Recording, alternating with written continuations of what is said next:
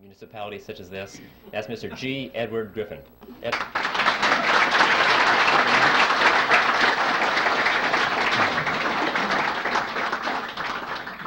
Well, thank you, Mike, and thank you, ladies and gentlemen. I don't know how to take that remark about age. You know, when Bill Jasper stands up and they announce him as the senior editor for the magazine, I know I'm in trouble. Well, we have a lot of material to cover, so I think I'll just sort of jump into this as quickly as possible. I need to warn you about something, though.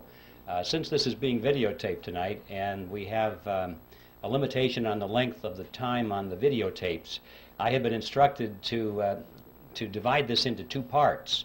The first part will last approximately 45 or 50 minutes long, and then we'll take a short break, I'm told, while they change tapes. And the next part we deliver next month.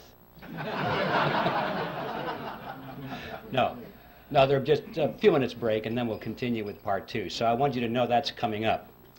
So, okay, now to the topic. Are you ready for this? Okay, so am I. So let's start with history. We'll go back to the 1st century BC, to a tiny kingdom called Phrygia. And it was in that kingdom that there lived a philosopher by the name of Epictetus. And it was Epictetus who said, "Appearances are of four kinds. Things either are as they appear to be, or they neither are nor appear to be, or they are but do not appear to be, or they are not and yet appear to be." Don't worry, no quiz on that. Well, that's what he said. When I read that statement for the first time, I thought to myself that surely if Epictetus were alive today, he would undoubtedly be a Harvard professor of money and banking. Because this is the kind of explanation we get, isn't it, when we try and figure out what's going on in the economy or what's going on with the Federal Reserve System. See, what Epictetus did is what is so commonly done with the experts in this field, is he took a relatively simple concept, but by the time he was through explaining it to us, we didn't have the foggiest idea what he was talking about. All he said, basically, was that appearances can sometimes be deceiving. That's all. We all know that. But he had to break it down into four component parts, explain that in two ways they are what they appear to be, and in other two ways they sometimes are not the way they appear to be, and they broke it down and we didn't understand what he's talking about.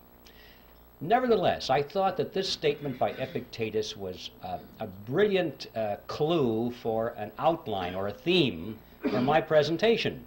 Because you know, if there's anything in the world that is an appearance that is deceiving, it is the Federal Reserve System.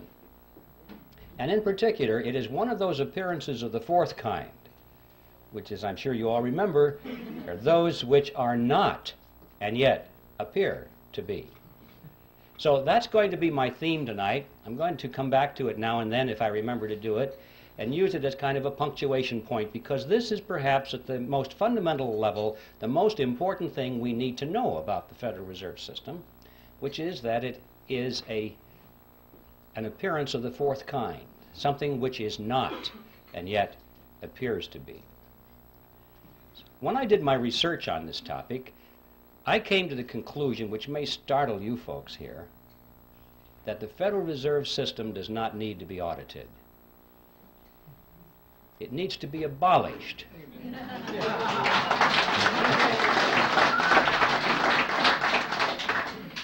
And the reason I say that is because I'm sure that if they audited the Federal Reserve System, they would find out that it's doing exactly what it's supposed to do.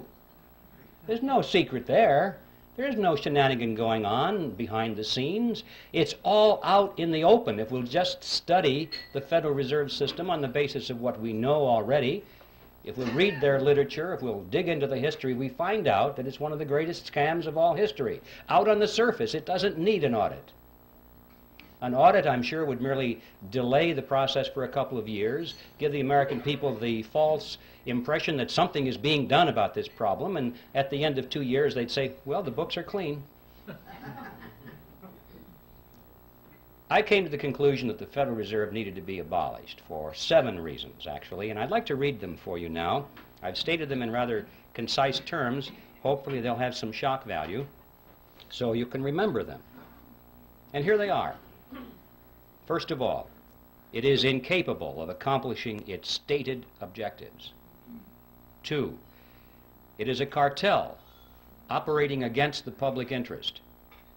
3, it is the supreme instrument of usury. 4, it generates our most unfair tax. 5, it encourages war. 6, it destabilizes the economy. And 7, it is an instrument of totalitarianism. Now, I don't know what you think about those 7 points. I know that a lot of you are totally in agreement with it. I can tell by your reaction. I trust that there are some skeptics here tonight. I hope there are. Otherwise, I feel like the minister talking to the choir. Usually there are skeptics in my audience, and frankly, those are the ones I'm most interested in talking to. And for the skeptics, I'm sure that you're thinking, those sound like pretty far-out statements. How could you ever demonstrate them to be true?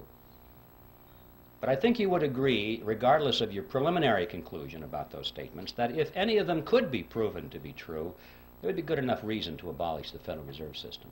So let's take a look and see whether they can be supported. Time doesn't permit to go into all 7 of those here this evening, but I would like to splash around on at least the first 4 of them to show you that indeed there is ample evidence to support these conclusions. And I think the best place to begin with all of this is where the action was, and that is the creation of the Federal Reserve System. And that takes us directly to the title of my book, The Creature from Jekyll Island. You can almost hear the music being played in the background as they do some kind of a spot commercial to sell this book. I have to admit I had a lot of fun with that title because I had this fantasy in my mind that someday it might be in a bookstore window and people would pass by and think, oh, it's a sequel to Jurassic Park. But anyway, that will never happen, I'm sure. The fact of the matter is, for those of you who know a little bit about this topic, the title has quite a bit of meaning in it. And we have a lot to learn by exploring what that meaning is. First of all, Jekyll Island is a real island. It's off the coast of Georgia.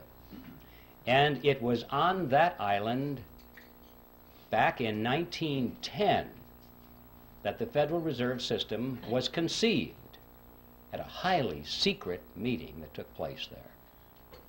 And what I'd like to do is talk about this meeting and show you that, in fact, the Federal Reserve was created there, and that there was a lot of secrecy surrounding it. And then we'll be confronted with the question, why the secrecy? When things are done in secret, there are often things to hide. And we'll explore what it was that they wanted to hide. And when we finally understand what that was, we'll be face to face with one of the most important facts about the Federal Reserve System that is not generally known. In 1910, Jekyll Island was privately owned by a small group of millionaires. In those days, they were millionaires. In today's dollars, they would be billionaires from New York. This is where their families went to spend the winter months. It was a resort island, a resort club. It was called the Jekyll Island Club.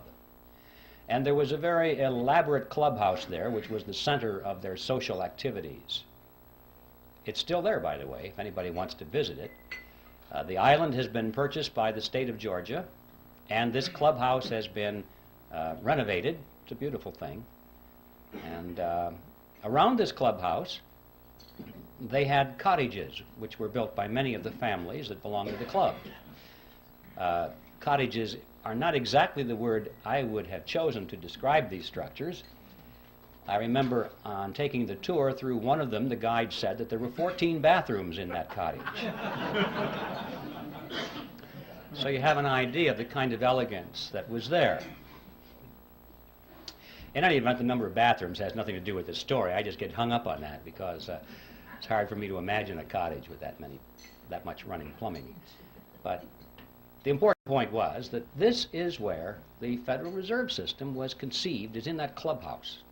So let's tell that story. It all began in November of 1910, when Senator Nelson Aldrich sent his private railroad car to the New Jersey Railroad Station, where there it was in readiness for the arrival of himself and 6 other men who were instructed to come under conditions of great secrecy. For example, they were told to come one at a time, not to be seen together, not to dine together on the night of their departure. If they had arrived at the same time, they were instructed to pretend as though they didn't even know each other. They were to avoid newspaper reporters, because these were well-known men, and had they been spotted by reporters, which often frequented the railroad station, especially had they been seen together, many questions would have been asked. One of the men carried a shotgun in a big black case, so that if he had been asked where he was going, he was prepared to say that he was going on a duck hunting trip. And the interesting thing about that little piece of the history is that this man, we find out later from his biographer, never fired a gun in his life. He even had to borrow that shotgun in order to participate in this deception. Even after they got on board the railroad car, this pattern continued. They were told to use first names only, not to use last names. And 2 of the men adopted code names completely. The reason for that is that they were afraid that the servants on board the train would recognize who they were if they used their last names. And they knew that if word leaked out in that fashion and eventually found its way into the press, the whole purpose of the meeting would have been completely destroyed. So absolute secrecy was essential. Well, the train traveled for 2 nights and a day on a 1,000-mile journey to the south, and when they awoke on the second morning, the car was on the siding, the railroad siding at Brunswick, Georgia. And from there they took the ferry boat across the inland strait to Jekyll Island and to the clubhouse. And for the next 9 days, these men sat around a table and hammered out all the important details of what eventually became the Federal Reserve System. And incidentally, if you visit that clubhouse today, you can walk down to the end of the one corridor there, and on a door is a brass plaque. And it says, "In this room, the Federal Reserve System was created." When they were done, they got back on board the train, back to New York, and disappeared. And for quite a few years after that, these men denied that any such meeting ever took place. It wasn't until after the Federal Reserve was firmly established that only then did they begin to talk openly about it. They wrote books on it. One of them wrote a magazine article, and they gave interviews to newspaper reporters. And so now, many years later, it's possible for us to go to the public record and find in print detailed descriptions of what happened at that meeting. Well, who were these men? The first one I've already mentioned, the one with the railroad car, Senator Nelson Aldrich, who was the Republican whip in the Senate.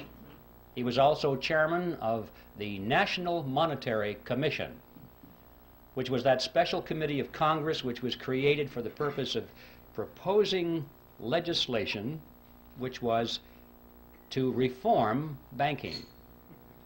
That was the idea. Banking needed reform. And the American people were greatly concerned in those days over things that were going on in the banking industry.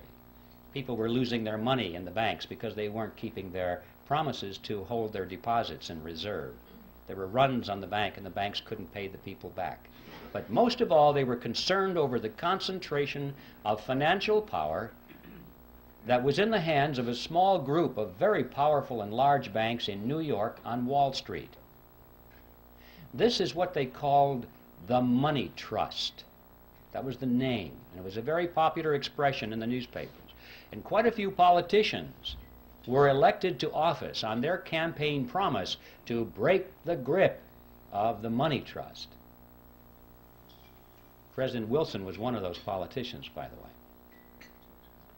So, that was the purpose of the National Monetary Commission, which was to propose legislation which eventually became the Federal Reserve Act to break the grip of the money trust over the financial markets of America. Aldrich was a business associate of J.P. Morgan. He was the father-in-law to John D. Rockefeller, Jr., which means, of course, that eventually he became the grandfather of Nelson Rockefeller, our former vice president. You remember his full name was Nelson Aldrich Rockefeller, so he derived his middle name from his famous grandfather. The second person at the meeting was Abraham Piatt Andrew, who was Assistant Secretary of the Treasury. He later became a congressman, but he was very prominent in banking circles. Frank Vanderlip was there. He was the president of the National City Bank of New York, which was the largest and the most powerful of all the banks in the country, representing the financial interests of William Rockefeller and the international investment firm of Kuhn, Loeb and Company. Henry Davison was there. He was the senior partner of the J.P. Morgan Company. Charles Norton was present. He was the president of the First National Bank of New York, which was another one of the giants. Also, there was Benjamin Strong, who was the head of J.P. Morgan's Bankers Trust Company. And incidentally, 3 years later, when the Federal Reserve System was finally created, he became the first head of the system. And finally, there was Paul Warburg, who was probably the most important of all the men there because of his knowledge of banking as it was practiced in Europe. Paul Warburg was born in Germany. He eventually became a naturalized American citizen. He was a partner in Kuhn, Loeb and Company. He was a representative of the Rothschild banking dynasty in England and France. And through all the years of his banking in America, he remained in very close contact with his brother, Max Warburg, who was the head of the Warburg Banking Consortium in Germany and the Netherlands. Paul Warburg was one of the wealthiest men in the world. And those of you who are Little Orphan Annie fans, you'll remember Daddy Warbucks. Well, Paul Warburg was the real Daddy Warbucks, after whom that character was named. And everyone at the time knew it. I have his photograph in the book. If you'd like to compare his picture to the drawing rendition of Daddy Warbucks, you'll see the similarity between Warbucks and Warburg. And also, while we're on the subject of cartoon characters, anyone who's played Monopoly will remember the drawing of the capitalist with the handlebar mustache and the cigar. That's J.P. Morgan. Those are the 7 men who were on Jekyll Island, and as incredible as it may seem, they represented approximately 1/4 of the wealth of the entire world. And these are the men that sat around a table on Jekyll Island and created the Federal Reserve System. What's going on here? Should arouse our curiosity a little bit. It didn't just happen. Well, speaking of it just happening, for the skeptics, you're probably wondering, did it really happen that way? Perhaps Griffin is exaggerating this to make a point. Well, yes, it really happened that way, and to illustrate that, we could go to a lot of documentation, but to simplify this, I'd like to just read for you a short excerpt taken from one article written by Frank Vanderlip, who was one of the attendees at that meeting. And this was written in the Saturday Evening Post, and it appeared on February 9, 1935. And this is what Vanderlip said. I do not feel it is any exaggeration to speak of our secret expedition to Jekyll Island as the occasion of the actual conception of what eventually became the Federal Reserve System. We were told to leave our last names behind us. We were told further that we should avoid dining together on the night of our departure. We were instructed to come one at a time, and as unobtrusively as possible, to the railroad terminal on the New Jersey littoral of the Hudson, where Senator Aldrich's private car would be in readiness, attached to the rear end of a train to the south. Once aboard the private car, we began to observe the taboo that had been fixed on last names. We addressed one another as Ben, Paul, Nelson, and Abe. Davison and I adopted even deeper disguises, abandoning our first name. On the theory that we were always right, he became Wilbur and I became Orville, after those two aviation pioneers, the Wright brothers. The servants and train crew may have known the identities of one or two of us, but they did not know all, and it was the names of all printed together that would have made our mysterious journey significant in Washington, in Wall Street, even in London. Discovery, we knew, simply must not happen. Well, why? What's the big deal here? What's wrong with a group of bankers getting together in private and talking about banking or banking legislation? And the answer to that question is provided by Vanderlip himself in the same article. He said, "If it were to be exposed publicly that our particular group had got together and written a banking bill, that bill would have no chance whatever of passage by Congress." Why not? Because the purpose of the bill was to break the grip of the money trust. And ladies and gentlemen, it was written by the money trust. It's as simple as that. Had that fact been known from the very beginning, the public would never have accepted it as a means of breaking the grip over the money trust. And we would never have had a Federal Reserve System because the scam would have been exposed from the beginning. This was like having the fox build the hen house and install the security system.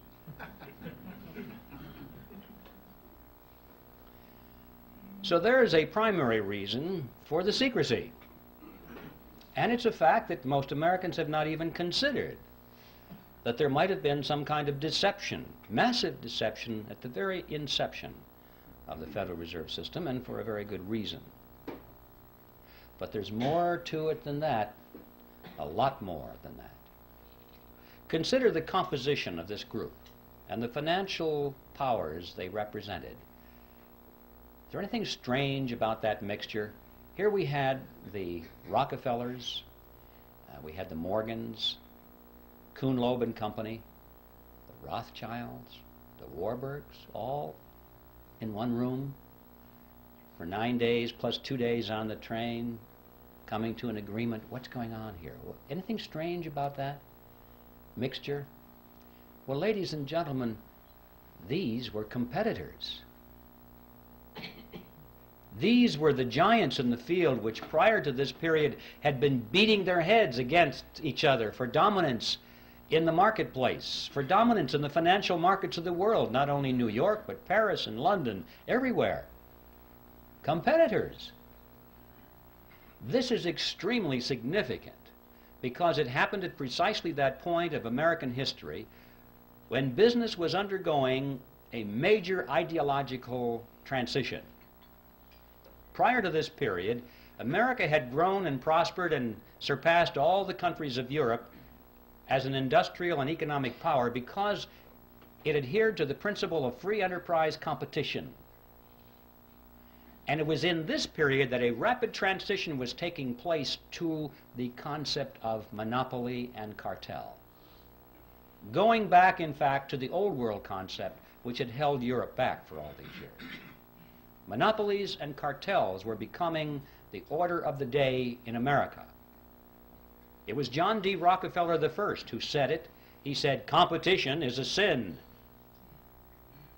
He believed it. All of his biographers quote him on that one, by the way. And he and others of these industrialists of the period were devoting all of their time to the elimination of competition. They did not believe in free enterprise competition at all. They knew that the road to riches and power was through the elimination of their competition. And if they couldn't beat their competition out, then they tried to buy them up. If that didn't work, they joined with them in a shared monopoly, and that is a cartel, a shared monopoly.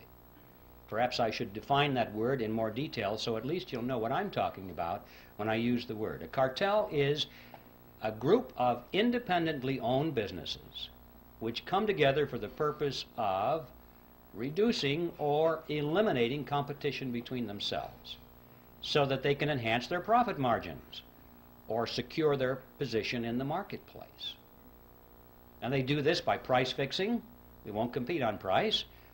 Or they divide up geographical markets or products and services. For example, if we were forming a cartel here, I might say, well, I get the north and you get the south. We won't compete. Or I might insist that I get to produce the gizmo, but you can produce the widget. And we won't compete. Or we'll share patents and processes. We won't compete. And every time we agree to eliminate one area of competition between ourselves, we move closer and closer together until finally we are as one industry insofar as the marketplace is concerned, even though our component parts are independently owned. And that is a cartel. And so that enhances our profits. We can get more for our products and services than we could in the arena of free enterprise competition. And of course, the other side of that coin is that the public pays more for those products or services than they would otherwise. And that is just as true in a banking cartel as it is in any other kind of cartel. And the amazing fact emerges that when you study this period, that for the 15 years before the meeting on Jekyll Island, these groupings of which we're speaking had come together increasingly in joint ventures. They were learning how to avoid competition between themselves. They knew they couldn't knock each other out. They had tried that. It was too costly. Now it was time to come together. And what happened on Jekyll Island is that they formed a banking cartel, and they called it the Federal Reserve System. An amazing fact that all these years we've had something which most people have thought was a government operation of some kind or another. We were told it was a creation to protect the people, to stabilize the economy, and it's a cartel. And the purpose of a cartel is to enhance the profit structure of the members of the cartel. Period. That's the second amazing discovery, to be learned if we understand and analyze what happened on Jekyll Island back in 1910. But there's a third element, which is perhaps even the most important of all. And that is that this cartel went into partnership with the government. Well, cartels often do that to enforce their cartel agreements, but in this case they did it in spades. Now, in any partnership, there has to be a payoff. There has to be some benefit to the partners, otherwise they won't go into the partnership, or if they go into it, they won't stay in it for very long. So it's a legitimate question for us to ask, what is the payoff? What's the benefit to these partners? Let's find out why the government is in this partnership, and then we'll find out why the banking cartel is in it. And in order to find out what the payoff is, we'll have to examine how the Federal Reserve System creates money, because that's the key. Now, if you're not familiar with how money is created in America, this is going to be really some experience to go through this for the first time. You're going to shake your heads and say, I don't believe this. I call it the Mandrake mechanism, after that 1940s comic book character, Mandrake the Magician. Could create something out of nothing, wave his cape, and it was back into the void again. That's the Federal Reserve System. Now, let's take this and break this down. I need to warn you in advance, however, that you shouldn't try and make sense out of this. Okay? Because you'll blow a fuse if you think this makes sense. Just remember, this is your plain old American scam that we're talking about here. It's that simple. And I'm going to strip away all of the banker terminology and all the accounting terminology and use just plain old plodding English to make it comprehensible. In spite of that, however, I want you to know that everything I'm going to tell you from a technical point of view is 100% accurate, in spite of the simplicity of the language. Okay, with that by way of preliminary, let's get right to the Mandrake mechanism itself. It starts with the government side of the partnership. It starts in Congress, when Congress is spending money far and beyond what it takes in taxes. How can Congress spend more money than its income in taxes? Basically what happens is the Congress goes down to the Treasury and asks for, let's say it's $1 billion more that they need this day. And the Treasury official says, you guys got to be kidding, we don't have any money here. You spent it all long ago. Everything we taken in taxes is long spent. And Congress says, well, we kind of figured that was the case, but we thought somebody might have dropped by and left some money. They said, we know what we'll do. We'll borrow the rest of it. So they go down the street to the printing office. Now notice they're not going to print money. They're going to print certificates. Nice, big, fancy certificates with borders on the corner and an eagle at the top and a seal at the bottom, and it'll say United States Treasury bond or note or bill, depending on the length of maturity. And it's so impressive, it almost looks like money. But if you hold it up to light, it really says I owe you. That's all they are. And so Congress takes it and it wants the public to step forward and loan them money in exchange for the IOUs. Sometimes that's called buying bonds. No, you're not buying anything. You're loaning money to the government and getting an IOU in return.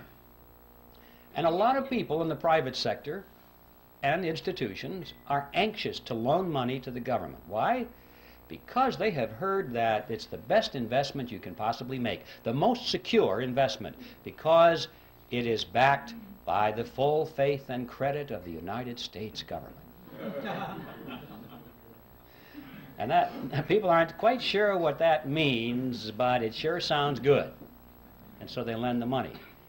Well, just in case there's anyone here in doubt as to what that means, I'd like to explain it to you. The full faith and credit of the United States government means that the federal government solemnly promises to pay you back your money plus interest. If it has to take everything you've got in the form of taxes to do it, it will do it. It's a promise to tax you. And people don't think this thing through. They think, oh, it's wonderful. It's a wonderful investment, and I'm going to get some of my money back. Anyway, that's a little side issue. The government is able to borrow a tremendous amount of money and therefore spend more than it takes in taxes through this process. But never enough. They always need more than that. Not to worry, they say. They walk further down the street to the Federal Reserve Building. Now the Fed has been waiting for them. That's one of the reasons it was created. They walk in there and the Federal Reserve officer opens up his desk drawer, pulls out a big checkbook, and he writes a check to the United States Treasury for $1 billion and hands it to them. Now we need to stop and ask a question. Where did they get that money? That $1 billion, that's a lot of money. Who put the money into that account for the Federal Reserve so they could give it to Congress or to the Treasury? And the answer is, there is no money there. There's absolutely zero. There's just a checkbook. Well, if you and I were to do that, we would go to jail. But they can do it because Congress wants them to do it. This, in fact, is the payoff. This is the benefit to the government for being in the partnership. The government can go to the Federal Reserve and obtain instant amounts of any amount of money they want without having to confront the taxpayer and say, we're going to raise your taxes for this money directly. It would be very unpopular if Congress had to go to the public and say, we have a lot of money we want to take from you folks, and it's going to cost you $3,000 per family more than it did last year. You know how long they'd last in office. So they like this Mandrake mechanism very well. The public doesn't know that it's costing them anything. It's just how it works somehow. So this money, this $1 billion, springs into being precisely at the instant that the Federal Reserve officer signs the check and gives it to the government. Now let's see where the banking cartel benefits from this partnership. We'll go back to that $1 billion check and follow it. The Treasury official deposits it into the checking account of the federal government. And immediately all the computers start to whir and the ledgers show that the government now has a $1 billion deposit, $1 billion in its account, and so therefore it can write checks up to $1 billion. Government checks start flowing. Let's just follow a $100 check. Make this real simple to the fellow that delivers our mail. The postal worker gets a $100 check. And he looks at this and he can't imagine in his wildest dreams that just 2 days ago that money didn't exist anywhere in the universe. But it's a government check now, and it's very spendable. So he takes it and deposits it into his private checking account at the local commercial bank. Now this money is out of the Federal Reserve mechanism per se, out of the government side of the partnership, and it gets into the private banking side of the partnership. $100 has been deposited. Now the action heats up. The banker looks at that and he goes over to the loan window and he opens it up and he says, "Attention everybody, we have money to loan." And that's good news for a lot of people because that's one of the reasons we go to the bank, isn't it? To borrow money. So it's good news when there's money available. And the banker says, "We have $100 deposited, but don't worry folks, we can loan you more than that. We can loan you up to $900. Well, how? How can you loan out up to $900 when you only have $100 deposited? Well, it's not difficult if you're in the Federal Reserve System. Here's how it works. The Federal Reserve says that the member banks must keep no less than 10% of their deposits in reserve. So there's $100. They keep 10% in reserve, $10. And they can loan up to $90, right? So we loan it to you, ma'am. You borrowed $90. What do you do with it? Well, you want to spend it. So you want to write a check on it. You've deposited it into your checking account so you can write a check. In many cases, it might be put directly into your checking account. But now there's $90 deposit, in addition to the $100 that was deposited to start this chain. Now we've got the $90 that was loaned as another deposit. Well, the Federal Reserve says that you only have to keep 10%, so we keep 10% of the 90 and loan the other 90%, and the person that borrows that puts it right back into the bank as another deposit. Well, the Federal Reserve says you only have to keep 10%, so you know, this goes around and around and around to the revolving door until finally the whole action is played out. And the bottom line is when that $100 deposit comes in from the postal worker, the banks in essence can loan up to $900 because $100 is the reserve, and that's 10% of 1,000, so they can loan the balance or the difference, which is $900. Now where does that money come from? Well, same place. It springs into being precisely at the point where the loan is made. It didn't exist before, anywhere. Now notice the important thing here. The money that's created out of nothing and given to the government spends for its purposes. But the money that's created out of nothing by the banks is not spent by the banks, it's loaned by the banks to you and to me, and we pay interest on it. Not too shabby. Interest on nothing. I wish I had a magic checkbook like that, where I didn't have to have any money, just a checkbook. And I could write checks, $10,000, $20,000, $100,000 all day long and loan them to you folks, and you pay me interest on it. You see? Not too shabby at all. This, in fact, is the payoff to the commercial banks in the cartel. This scam has become legitimized by law. And we're told it's a wonderful thing. We think our banking system is wonderful. but it's a scam.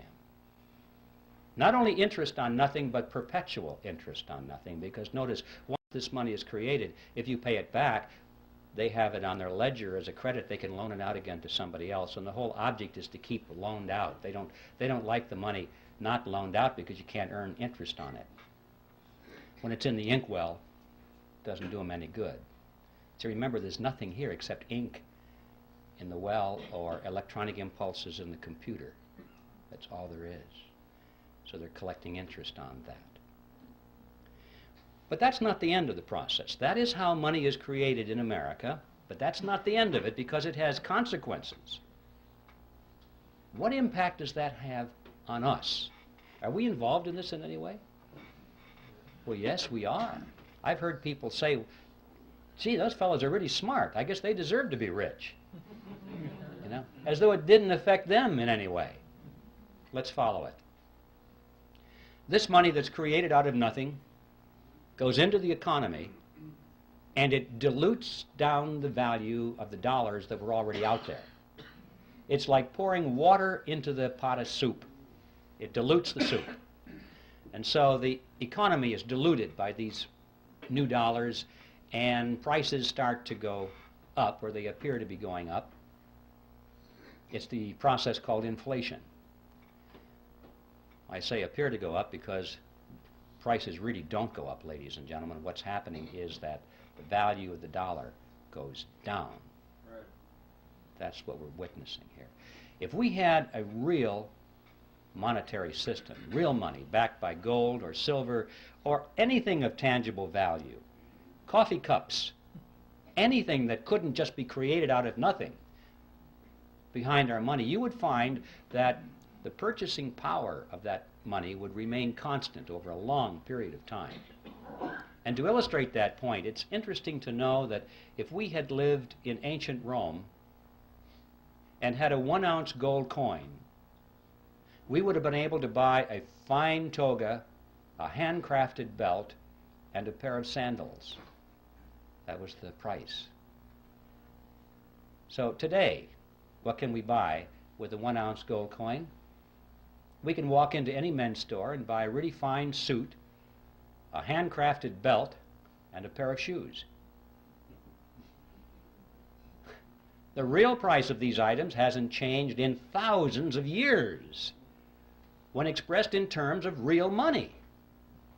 But when expressed in terms of these things we carry around, we call them dollars. They're not. They're really Federal Reserve notes. They buy less and less and less because they keep creating more and more and more of them, and they dilute the economic soup. But we still haven't followed this to the end of the trail. We've lost some purchasing power through this thing called inflation. But how many people ask the question, who gained it? Did anybody gain our lost purchasing power, or did it just evaporate and go up to heaven somewhere? Somebody gained it, didn't they? But we don't know who. Let's follow it. The people who gained our lost purchasing power were those who were at the point where this fresh money was injected into the economic soup.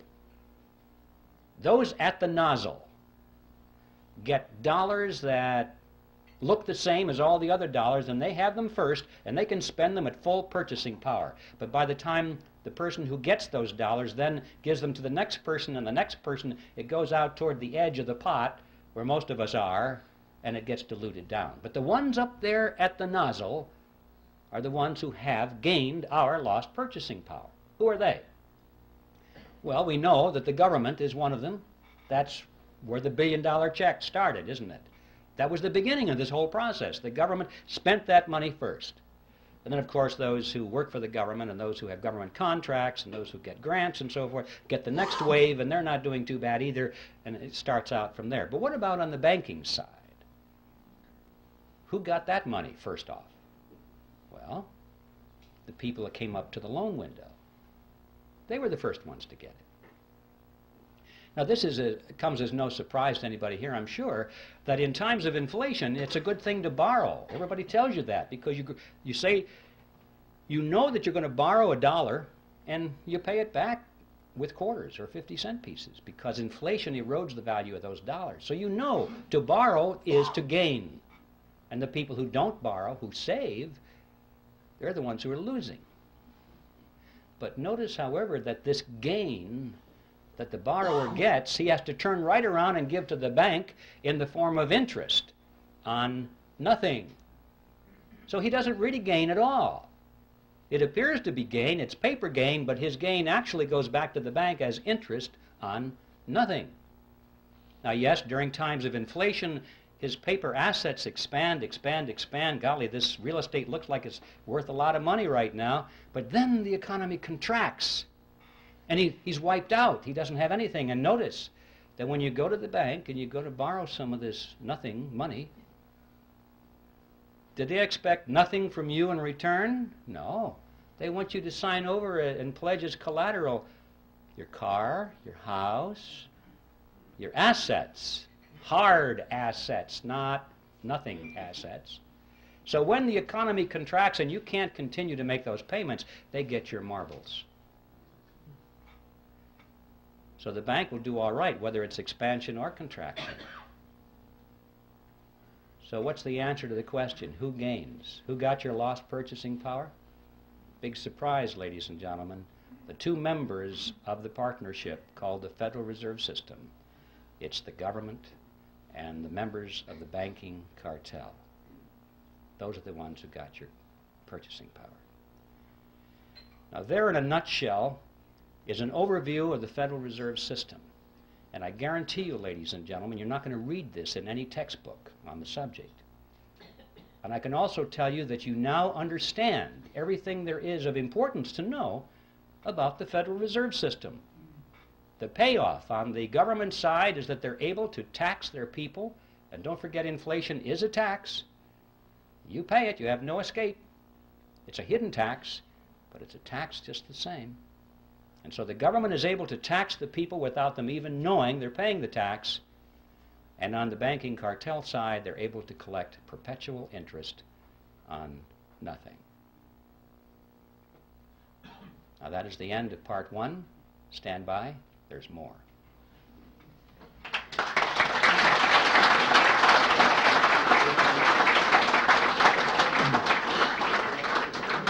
Ladies and gentlemen, we'll take a 5-minute break, and let's keep it to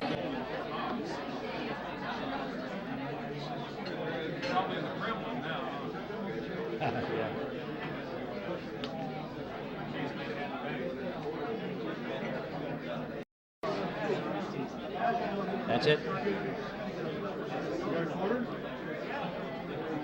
Okay, ladies and gentlemen, I think this is time for continuation. Everyone refreshed? Anybody want to open up a bank?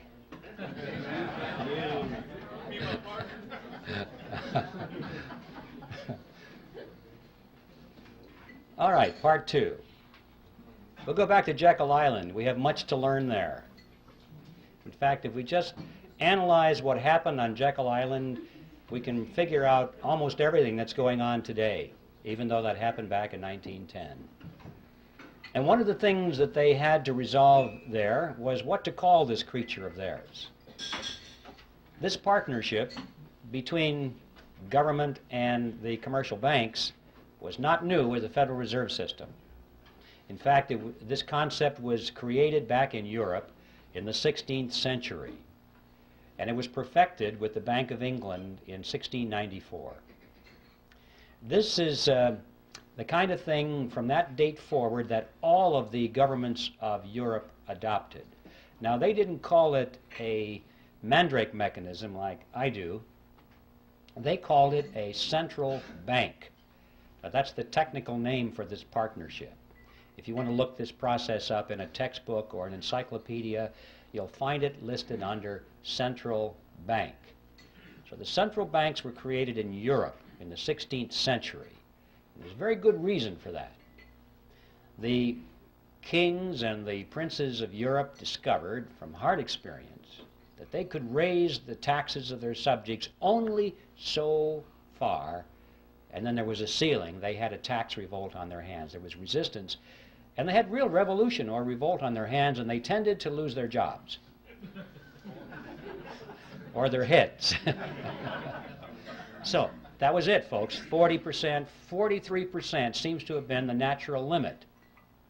However, once they got the central bank mechanism worked out, this was a whole new ball game. Now the lid was off, and they were able to collect 50%, 60, 70, and in some cases 80% of everything that their subjects produced. And their subjects did not revolt, did not resent it even, because they didn't know that they were paying this tax through a process called inflation. All they knew was that the prices were going out of sight, and they had no inkling that it was their government in combination with the private banks that were taxing them in this fashion. And so, see, this became a method of hidden taxation which has continued to this day to be extremely popular with big spending governments. And so this became the modus operandi in Europe from that date forward. Now, when they met on Jekyll Island, it was very clear in their mind that they were creating a central bank. But they had a problem, what to call it, because Congress was already on record as saying they did not want a central bank in America. I don't think the congressmen really understood what that meant, but they had heard the phrase, and they knew that that's what they had in Europe. And they said, no, when it comes to banking reform in America, we want something that's unique to represent our unique political and economic system. So a central bank was out. So what to call this central bank so that no one will know? And they talked about this on Jekyll Island. And this is what they concluded. They said, first, let's use the word federal to make it seem like it's a government operation. Secondly, let's add the word reserve to make it seem like there are reserves somewhere, like it was a banking concept. Third, let's add the word system. And this was very important, far more than we might think today, because remember, the major concern was this concentration of financial power in New York. And they had to sell the American people on the idea that this was a diffusion of power over a system of banks. And so they talked about 10 regional banks, and finally they said, no, that's not enough. We'll have 12 regional banks and diffuse the power away from New York, or at least make it appear that way. And they'll build those big buildings in all these regions, and the local yokels can come and look at the buildings and say, golly, we got one of them out here too. You know? And the impression was that because these buildings were out there, that the power was pulled away from New York and diffused throughout a system of Federal Reserve banks. Well, as you've heard said many times by now, what we wound up with was not federal, there are no reserves, it's not a system at all in the sense of diffusion of power, and the Federal Reserve banks aren't even banks. So on all four words, we're dealing with appearances of the fourth kind. Brilliant strategy. The next step was to sell this creature to the American people. And the first draft of the Federal Reserve Act was called the Aldrich Bill, sponsored by Senator Aldrich, of course. And this was against the good advice of Paul Warburg, who said, Nelson, if you put your name on this bill, it's going to get voted down in Congress because you are so closely identified with the power of big business. It'll be voted down. And apparently, Aldrich's ego was too big. He must have said, well, no, after all, I'm respected in the Senate, and I am the chairman of the National Monetary Commission. And for whatever reason, he insisted on having his name on it. I think he wanted to go down in history as the originator of the Federal Reserve System. But Warburg was right. Voted down, thumbs down right away, because he was a representative of big business. Well, this was a minor setback. They took their bill, they scrambled the paragraphs around a little bit, they took Aldrich's name off of it, and found a couple of Democrats to sponsor the bill. Now this was different. See, Aldrich was a Republican, And everyone knew that the Republicans represented big business. But they also knew that the Democrats represented the common man, the little guy, the fellow on the assembly line, you know, like Ted Kennedy.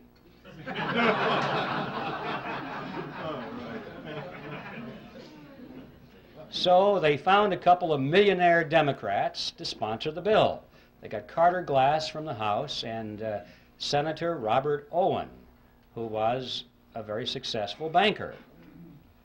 And now they sponsored the bill. It was the Glass-Owen bill, and this was different. This was a Democrat bill, and it began to receive very popular consideration in Congress. Next, Aldrich and Vanderlip began to give speeches and statements to the press condemning the bill that they had written. They said, this will ruin the banks. This will be terrible for the nation. And by the time this was printed in the newspapers, the average person read that and said, oh, I guess the big bankers don't like this bill very much. It must be pretty good. You know, you have to give these people credit. They were not stupid.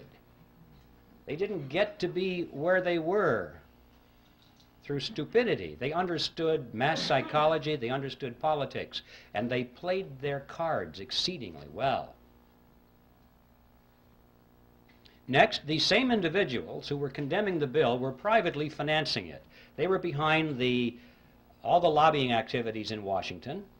They personally paid for the creation of what was called grassroots study clubs that came up all over the country, held public meetings, and disseminated brochures extolling the virtue of the Federal Reserve Act.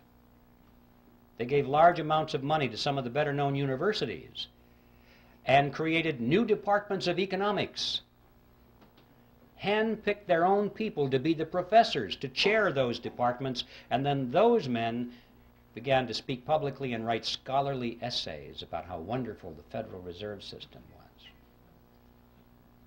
And then, at the insistence of Paul Warburg, who was always the master strategist in this, they added several good provisions to the act. When I say good, I mean provisions which restricted the power of the Federal Reserve System to create money out of nothing.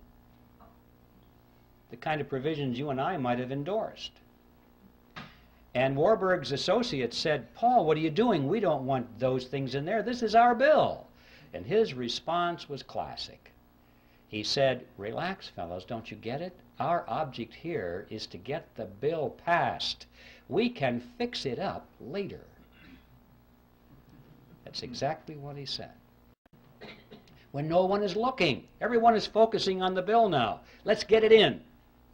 Fix it up later, and indeed he was right. It was because of provisions such as those that they won over the support of William Jennings Bryan, who was the leader of the populist movement, a real defender of the common man, in his mind at least. He looked at that bill, and previously he had opposed it because he said it was the bill of the bankers. They would create money out of nothing, he said. And he looked at those provisions and he said, oh, well, I guess with those in there, I can support the bill. And with the elimination of his opposition, the road was cleared, and it was inevitable what would happen. They did fix it up later. Since the Federal Reserve Act was passed, it has been amended over 100 times, and nobody has noticed. All of those original provisions, which were sound, were long ago removed, and many, many more have been added which greatly expand the power and reach of the Federal Reserve System. A big bunch was added back in 1980. It just extends the power of the federal government to areas that you can't even imagine. We're talking previously about being able to create money out of government debt, American government debt. They can now create it out of foreign debt. Any country in the world. Any country in the world can offer a bond, an IOU, and our Federal Reserve System is now empowered by law to convert that into American money. Even corporate debt, they can convert that into American money. There's no limit whatsoever. And nobody has noticed. So Warburg was right. They fixed it up later. And it's no surprise, therefore, that with this kind of professional deception and strategy that a great deal of support was gained for the bill, and on December 22nd, 1913, it was passed into law and signed into law the next day by President Wilson. And the creature from Jekyll Island finally moved into Washington, D.C. Well, what did we get? Let's stand back from the creature now a few paces and survey its general form. We got a corporation chartered by Congress, which was given an exclusive franchise to create the nation's money. We got a mechanism whereby Congress has been able to raise unlimited amounts of taxes through inflation without the American people even knowing that they're paying the tax. And we got a mechanism whereby the banks can earn perpetual interest on nothing. I'd like to turn our attention now to an intriguing question, which is who owns the Federal Reserve System? You often hear this topic discussed on talk radio. Whenever the subject of money or the Federal Reserve comes up, inevitably somebody will get on the telephone and say, did you know that the Federal Reserve System is not a government agency at all? It's a private corporation. It's run by the private banks, and what we need to do, they'll say, is to abolish the Fed and turn it over to Congress so it can be run for the benefit of the people. Well, I'd like to deal with that because this involves a half-truth and a non-solution. Let's start with a half-truth first. It is true that the Federal Reserve System is not an agency of the federal government. As I mentioned before, it is a corporation chartered by Congress, and like all corporations, it has stock certificates. And these certificates are held, in this case, by the member banks within the system. All the banks, remember this is a cartel, independently owned banks make up this system. They hold the stock certificates. All right. Now up to that point it looks as though this has all the attributes of a privately held corporation, but that's as far as it goes. Because these stock certificates do not carry with them any of the powers of private ownership. For example, the holders of these stock certificates cannot sell them. Well, if you can't sell something, you don't really own it, because that's one of the tests of ownership, is your freedom to dispose of it in any way you wish. Also, the larger banks have put up more capital into the system than the smaller banks. It's not a lot of money, but it's related to their assets. The larger banks put up more, have more stock certificates than the smaller banks, and yet regardless of that, all of the banks have one vote. So there's another violation of the principle of private ownership. Furthermore, that vote doesn't buy anything of substance. These banks cannot vote for their national management. The Federal Reserve System is run by the Board of Directors of the Federal Reserve System, the National Board, and its chairman, all of whom are appointed by the President. The stock certificate holders have no voice in that whatsoever. The only thing they can vote for are the members of the board of their local regional banks, so-called banks. But guess what? The chairman and the vice chairman of those regional banks are appointed by the national board. Guess what? They can vote for their officers of the regional banks, but they can be overridden. The national board has veto power over those people. You get the picture here? In spite of this sales job, of this diffusion of power over the 12 regional banks, these banks have no power at all. It's all concentrated in the national board. The only thing that the regional banks can do, according to their charters, of any substance, is to set the interest rates within their regions. But guess what? Even that is subject to veto by the national board. So you come to the conclusion that these people at the national board are not authorized to do anything except play golf. See, that's the way it was designed. This fiction of this diffusion of power throughout the system was just to sell it to the American people in 1913. It's a vestige. It serves no function whatsoever today at all and was never designed to. So we don't have a corporation in the strict sense of the word, a privately held corporation. And we don't have a government agency in the strict sense of the word. So what do we have? Well, the fact is we have a hybrid. It's a mixture. It's half government and it's half private. It is, in fact, exactly what you would expect it to be, considering that it is a partnership between the government and a private cartel. It's half government and it's half private. So this structure is unique to reflect its unique form. But this isn't so important as to who owns it, how many shares of stock, and what the voting is. The question is, what does it do? Insofar as merely abolishing the Fed, as some people have said, many people have said, abolish the Fed and turn it over to the Treasury or turn it over to the Congress so it can be run for the benefit of the people. Always make sure you say it's for the people, and that makes it okay. It would do the same thing over there that it does over here. It's not a question of who owns it, it's what does it do, and as long as it is a central bank, which means as long as it has the power and the mandate to create money out of nothing, that's what it's going to do. It's going to create money out of nothing, and I'm sure the same people will run it over there that run it over here. We must remember that all of the central banks of Europe are in fact direct agencies of their respective governments. They are not these hybrid organizations over there that they are here, because there was no necessity to create that myth over there. They just went right for it. It's an agency of the government over there. And they all do exactly the same thing as our Federal Reserve System does here. So you see, just turning it over to Congress without taking away its power to create money out of nothing is a non-solution. And I'm sure that the people who run this would be willing to use the same kind of deception they did back when it was created. They would pretend to resist that idea.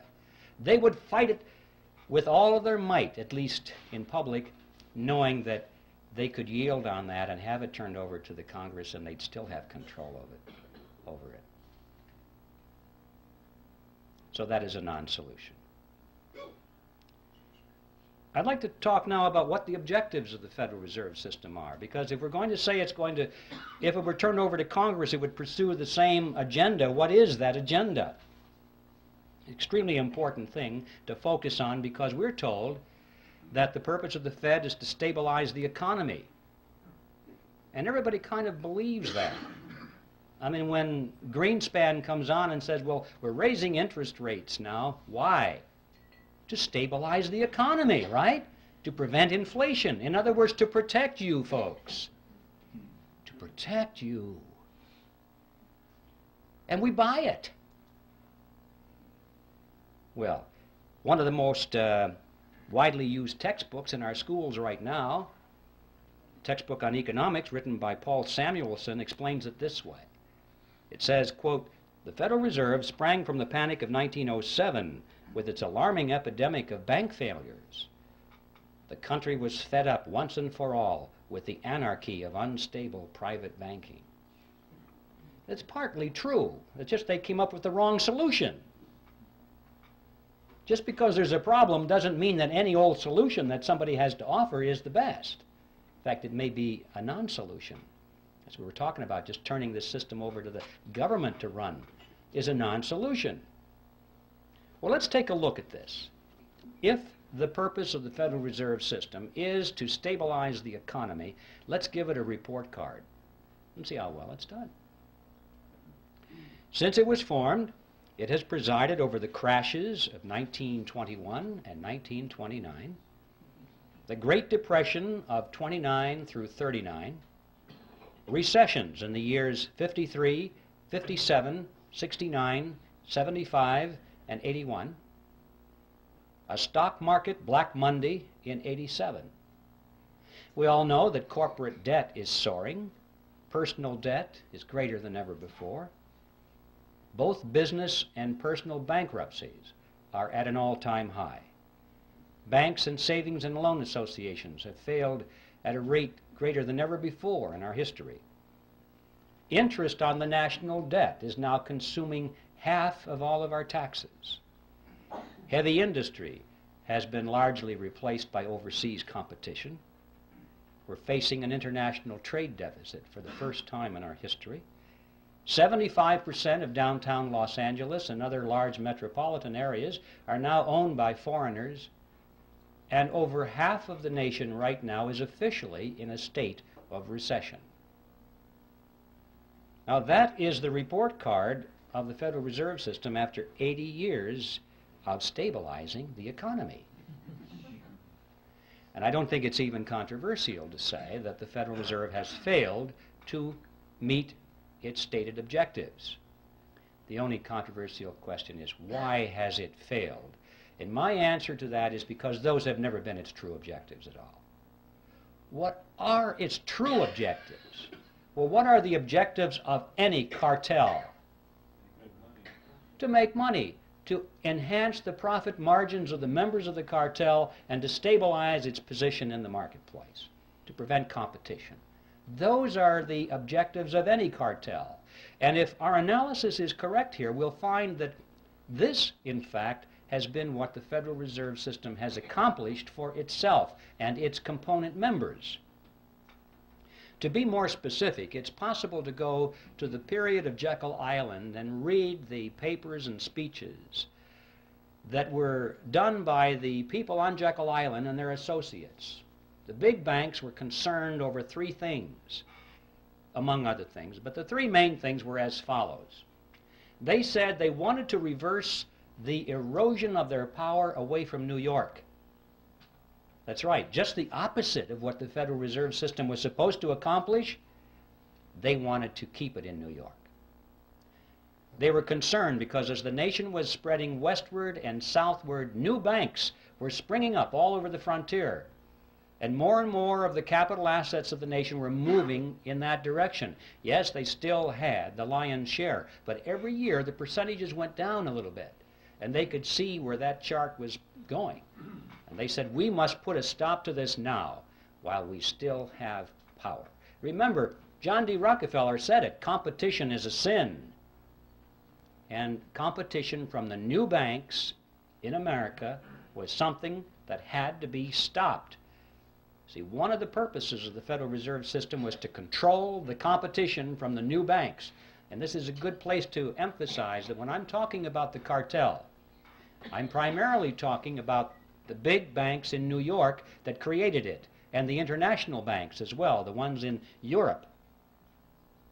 I'm not talking about your bank down the street that ever since the system was created has struggled and struggled under the regulations of the system, which were designed primarily, to some extent, to squeeze the competition out or to keep it in its place. And you've seen that process going on throughout the years. We have fewer and fewer banks all the time, little ones getting gobbled up by the big banks. So that was objective number one. Number two, they wanted to reverse the trend of what is called private capital formation. Now, what that means is simply this.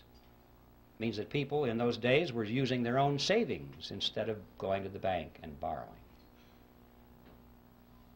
Corporations in particular found that it was better for them to withhold some of the dividends from their stockholders each quarter, put that money into a sinking fund, let it accumulate, or let the capital form, as they say, capital formation, and then use their own money to build the new factory or launch a research and development project or whatever, instead of going to the banks.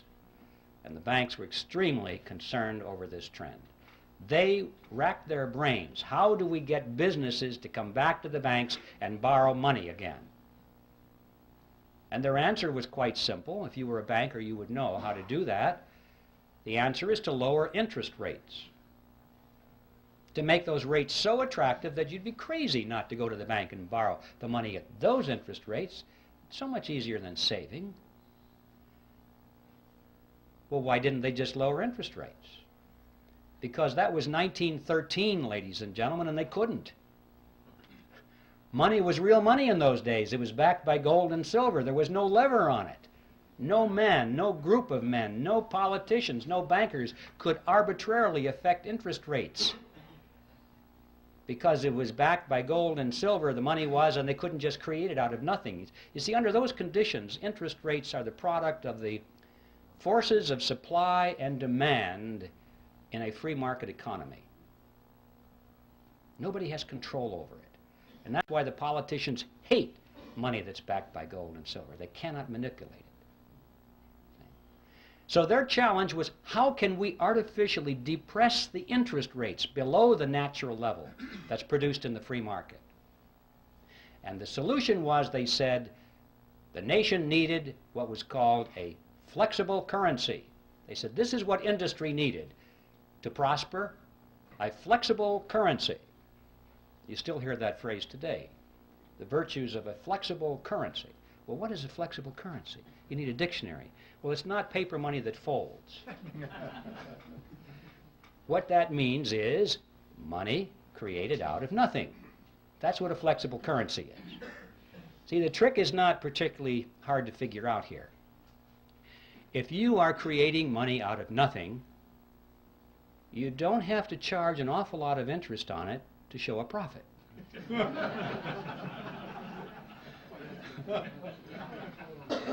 See, it's as simple as that.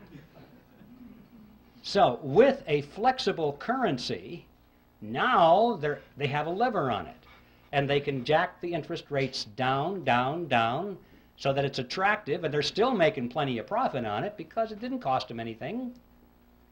And they have reversed the trend toward private capital formation. And the third objective that they spoke about in those days was how to pass on the inevitable losses within the banking system, to pass those losses on to the taxpayer in the name of protecting the people. Now, let's give the Federal Reserve System another report card with these objectives in mind and see how well it has done. Did they keep control over the banking system and the monetary system in New York? And yes, they did. Anyone who knows how the markets function, it has always remained in New York. In fact, it's even more so now in New York than it was then. Yes, there are plenty of large banks in the nation, in the South and in the West, but these are small compared to those giants that are in New York, in fact, that are astride the world, with offices in Peking and Moscow and Africa, everywhere in the world. The giants are in New York, and they have been running the show all of these years. A few years ago, there was a book that appeared on the market called Secrets of the Temple, written by William Grider and published by Simon & Schuster. It was a bestseller, and it was advertised as a scathing attack against the Federal Reserve System. Well, when I heard that, I could hardly believe my eyes and my ears. A scathing attack against the Federal Reserve System, published by Simon & Schuster? Now, this is one of the biggies. I thought to myself, well, a miracle has happened. I guess I don't have to finish my book because it's done. Somebody did it. So I ran down and I got a copy of the book and I went through it, and I was amazed at what I found on 2 points. First of all, I was amazed because Grider had his history very well done indeed. It was accurate. I didn't expect that. I thought it might be a whitewash of some kind. But it wasn't. It was very good. I knew about this because I was right then in the process of researching it, and Grider had it. And on this point of the concentration of power in New York, I'd like to read to you just a couple of sentences from his best-selling book.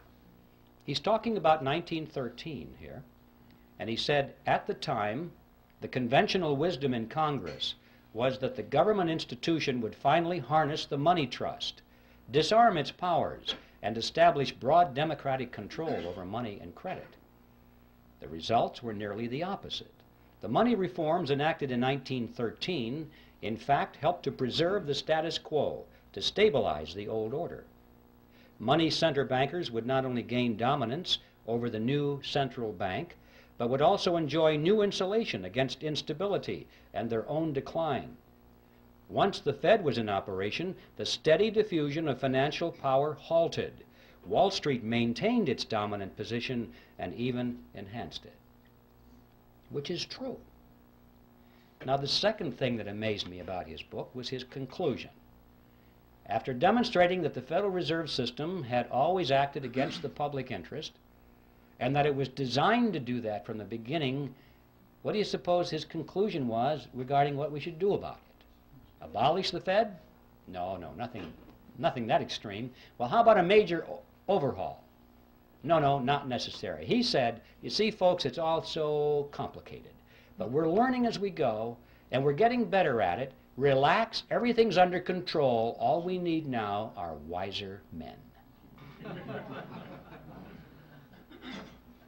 Well, there you have an interesting situation.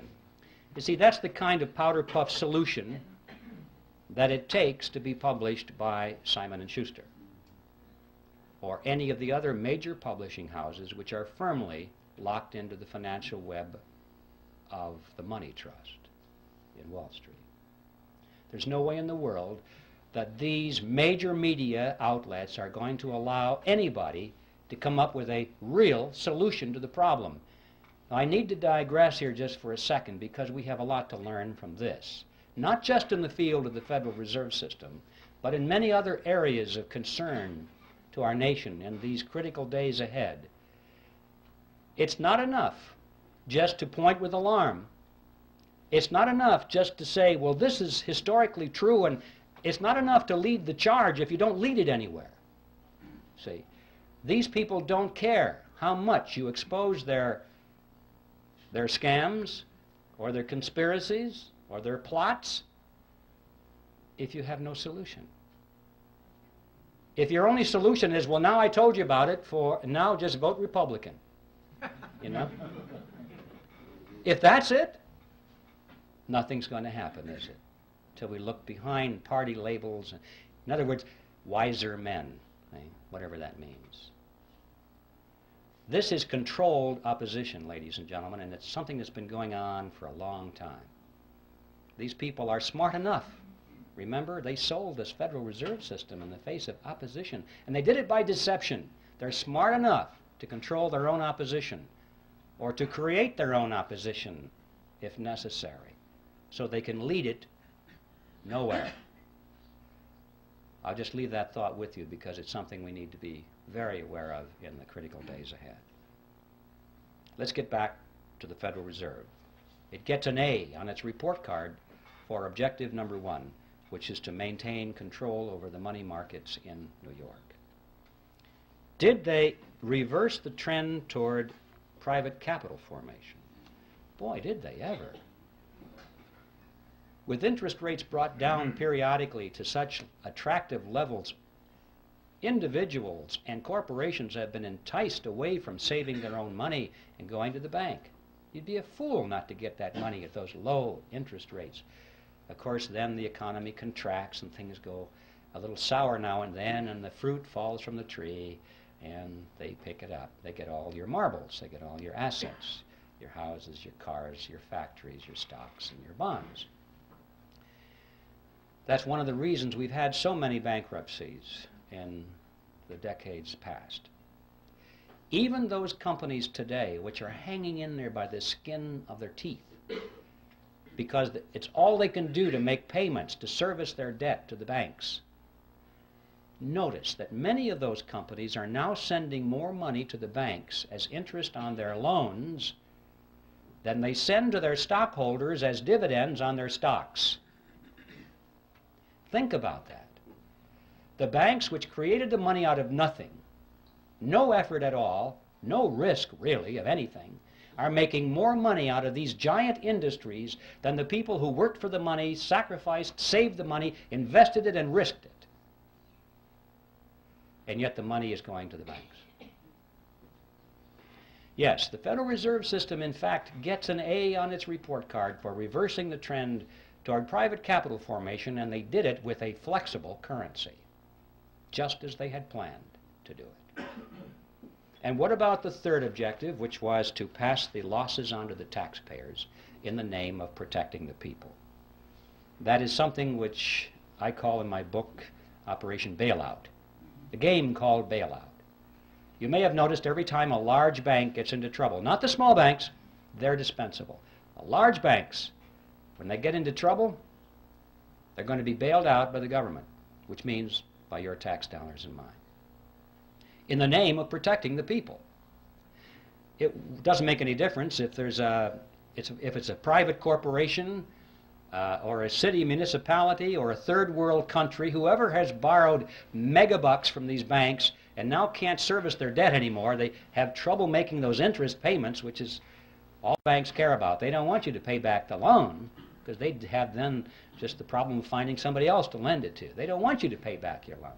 They want you to pay the interest on the loan and keep those loans going forever. And finally, when people have trouble making those interest payments, and it looks like the bank is going to have to write it off of its books, what happens? They go to Congress. And they say, well, this corporation that's having trouble making its interest payments, we can't let that corporation fold, because look how many thousands of jobs would be lost and people would go on welfare. There would be despair. We must protect the people.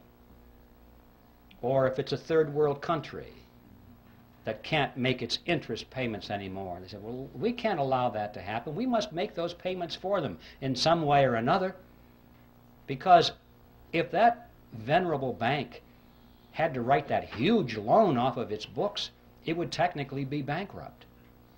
And if it were bankrupt, it might have to close its doors. If that bank were to fall, it's such a huge bank, it'd be like a domino, and it might knock the other banks down too, and we could have a major economic crisis on our hands, and look how the people would suffer. And so Congress dutifully always responds. Remember, Congress is the partner in this scam.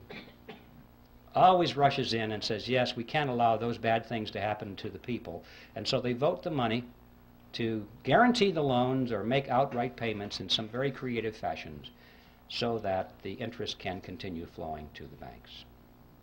Some of the more memorable games you may have missed over the recent years: Penn Central Railroad was bailed out in 1970, Lockheed Corporation that same year, Commonwealth Bank of Detroit in 1972, New York City in 1975, Chrysler in 1978, First Pennsylvania Bank in 1980, Continental Illinois, the largest of the banks so far, in 1982, and of course we know how many third world countries out there have had their debts funded. The money comes from the IMF World Bank so they can continue making their payments, and the IMF World Bank gets their money from the Federal Reserve System, and the Federal Reserve System gets it from us in the form of that mandrake mechanism and the hidden tax called inflation, or direct taxes in some cases. The Federal Reserve System gets an A on its report card on all three of its true objectives. My final topic is a short one, and it has to do with usury. An interesting concept.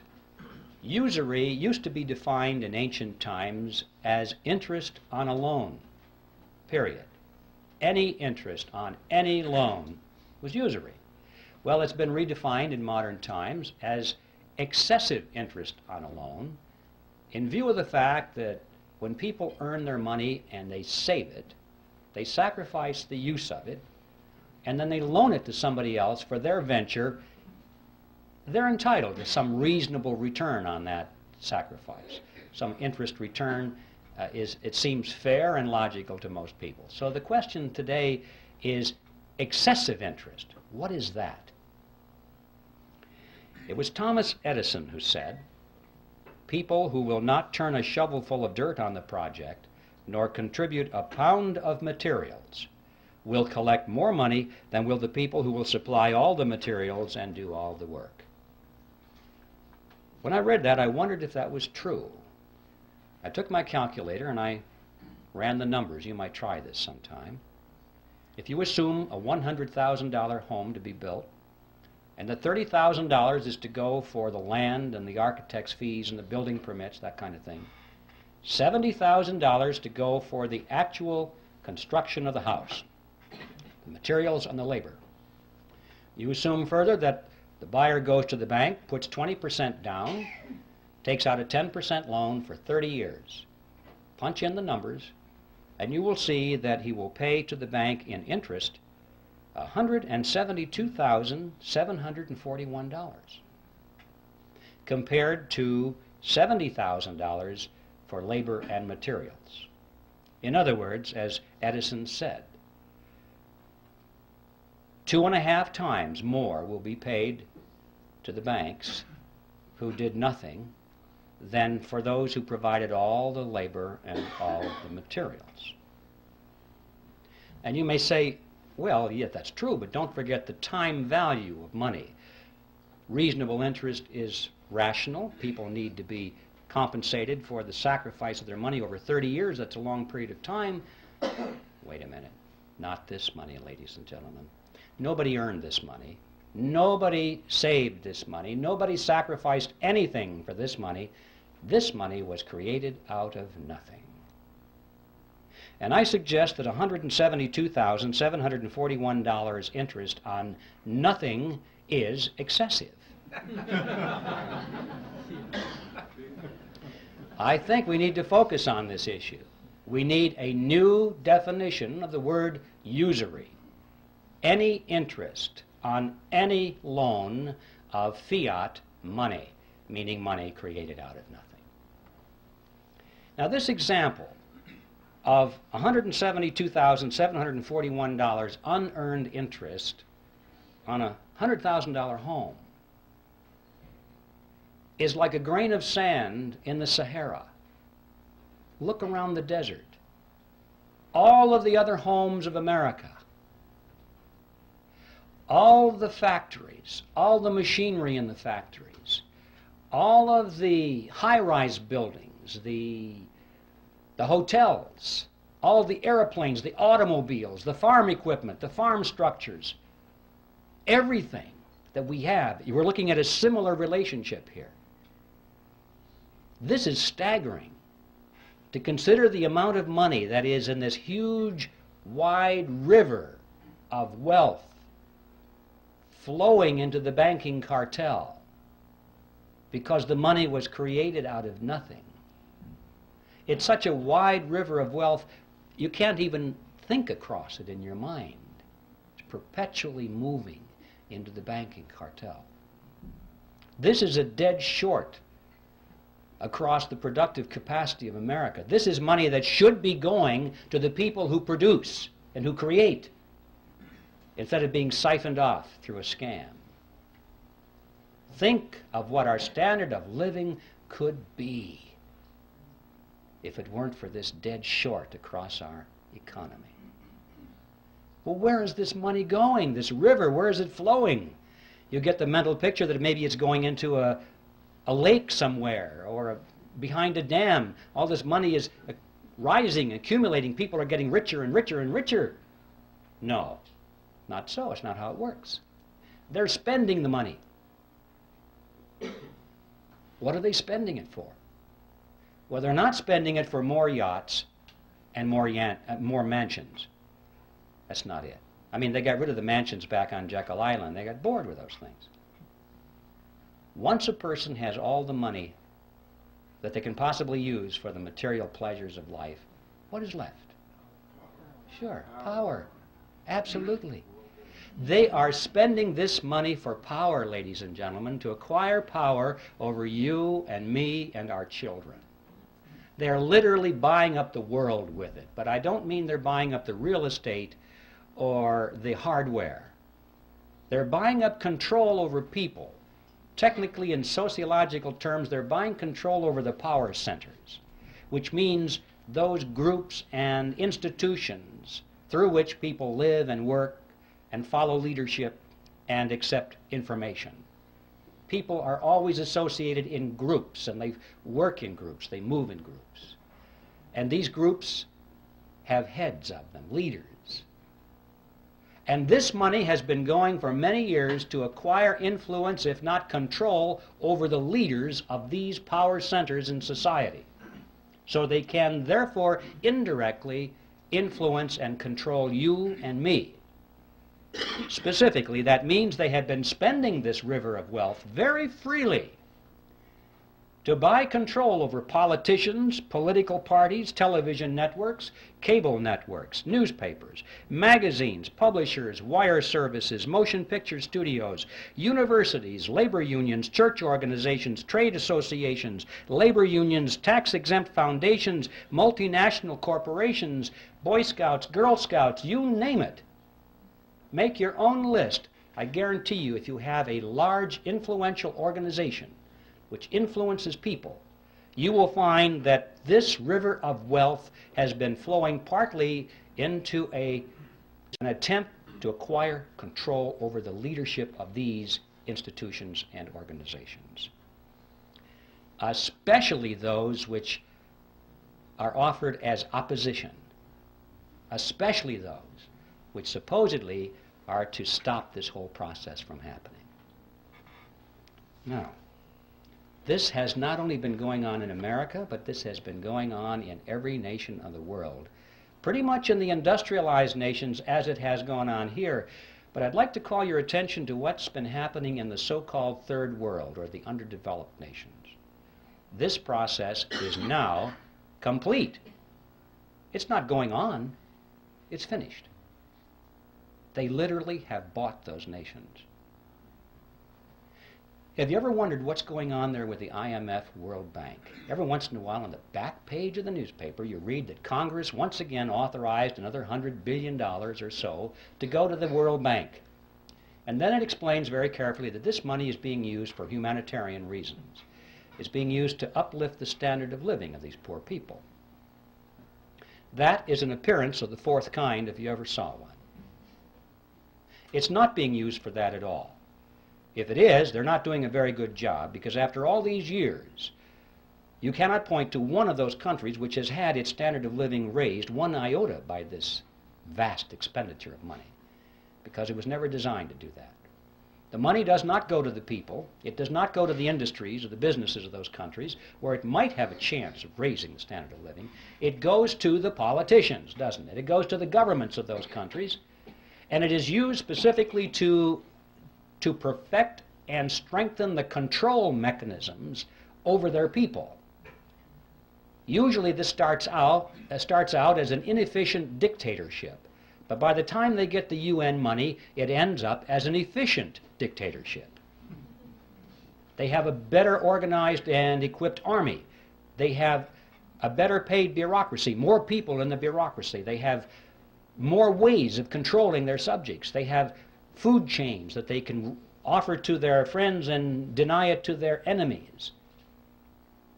This money is used to build totalitarian systems in every country that you want to point to and analyze. You see, these people, these leaders of these countries, for the most part, couldn't care less about the standard of living of their subjects as long as they live well. They live in their mansions, have their yachts, their jet aircraft, and they go to New York and live in the Waldorf Astoria while they attend United Nations meetings. They're very happy with that. They have no ideology. Communism, socialism, fascism, capitalism, what difference does it make? Where's the money? That's it with these people. We know how welfare families in this country can be second, third generation families, and there's no hope at all of getting them off the dole because they can't imagine any other way of life. This happens at the international stage, too. We're dealing with countries now that are second, third, in some cases fourth generation welfare governments. They don't know how to survive unless that money comes free through the International Monetary Fund and the World Bank, means from us. There's no way in the world they're going to break free from that. These countries, ladies and gentlemen, have already been purchased, lock, stock, and barrel, in this fashion, and they are now in place in the New World Order. And they're simply waiting for us to show up. And that's the other side of the coin, because not only does this transfer of wealth to these countries from us not raise their standard of living, but it does in fact help to lower ours. And this too is part of the plan. A strong nation is not a candidate for surrendering its sovereignty. But if a nation can be brought to its knees, if it is hungry, desperate, if it has chaos on its streets, if it has political turmoil, then the people in that nation will much more likely accept any solution that's offered to them by their government or by a world government. If there's anarchy in the streets, as we saw in Watts, in Los Angeles, people were joyous when the soldiers showed up. They were joyous because this now was an end to anarchy. It was a dress rehearsal. They won't care whether the helmets on these people are blue or brown. If it says UN on the side, that won't make any difference. They'll say, thank God for the UN finally brought and restored peace to our streets. And if people are hungry and they're out of work and they don't know what to do in the economy, they'll be so thankful for a UN monetary unit which has purchasing power a little bit. Thank God for this UN money, because the old American dollars are kaput. Don't know what to do with them. This is the plan, ladies and gentlemen, to weaken America. And so that's the process. And I'm mentioning this because I want to emphasize to you that what is going on here has nothing at all to do with wealth. The name of the game now is power. Well, now what are we going to do about this? Obviously, if we just restrict our attention to the subject which is ours tonight, the Federal Reserve System, the answer is clear. We have to slay the creature, but how are we going to do that? The creature was created by Congress, and that's how it's going to be slain. Congress can do it and will do it if we build enough fire under those chairs in Washington. I think it was Clyde Watts, General Clyde Watts, years ago, said, he was speaking of judges in those days, but he could have as well talked about congressmen. He said, they may not see the light, but they can feel the heat. And this is true. I don't know if you folks know, well, I know many of you folks here know all about the TRIM committees, which are part of the John Birch Society.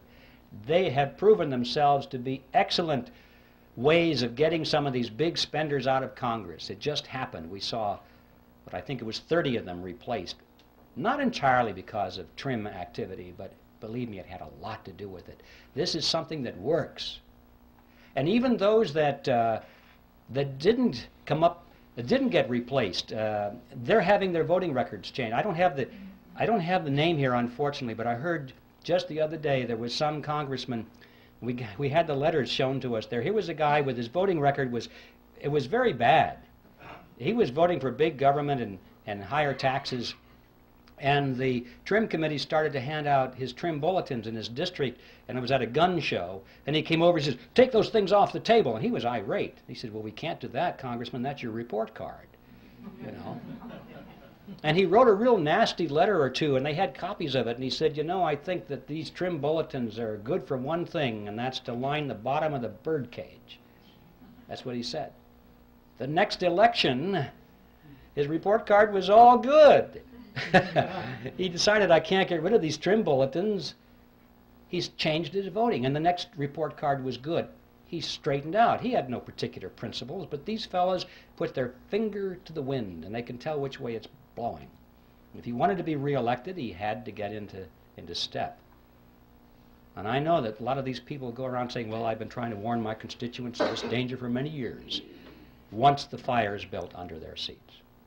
So that is a very important program, and we can do it simply by exposing the voting records of these people and not just taking their words. Now, all of this, of course, this whole program requires an informed electorate, and that doesn't just happen. You don't inform the electorate just by wanting it to happen. You have to have quality educational materials. You have to know that they're accurate. You have to be able to rely on them. You have to have an organization to prepare and distribute these materials. They just don't go out on their own. I mean, I could have written this book, for example, and it would have just stacked up in my garage without the Speakers Committee, without the Birch Society's programs and its chapters and its people in place, its coordinators. It takes organization to make these things happen.